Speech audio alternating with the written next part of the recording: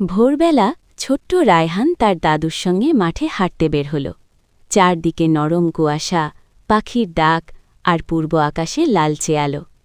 রায়হান জিজ্ঞেস করল, দাদু, সূর্যের আলো আসলে কিসের আলো? দাদু মুচকি হেসে বললেন, এটা শুধু আগুনের আলো না বাবা, এটা আল্লাহর দেওয়া জীবনের আলো। রায়হান অবাক হয়ে শুনতে লাগল। দাদু বললেন, এই আলো না থাকলে গাছ বড় হতো না, ধান পাকত না, পাখি উড়ত না, মানুষও বাঁচত না। সূর্যের আলো আসলে রিজিকের আলো, আশার আলো। ঠিক তখন সূর্য পুরোপুরি উঠল। সোনালি রোদ ধানের পাতায় ঝিলমিল করতে লাগল। রায়হান দেখল কৃষকরা কাজে নেমেছে, ফুল ফুটছে, পাখি উড়ছে। সে ধীরে বলল, দাদু, তাহলে সূর্যের আলো মানে আল্লাহর রহমত? দাদু মাথা নাড়লেন। হ্যাঁ বাবা, প্রতিদিন সূর্য ওঠা মানে নতুন করে বাঁচার সুযোগ। রায়হান আকাশের দিকে তাকিয়ে হাসল।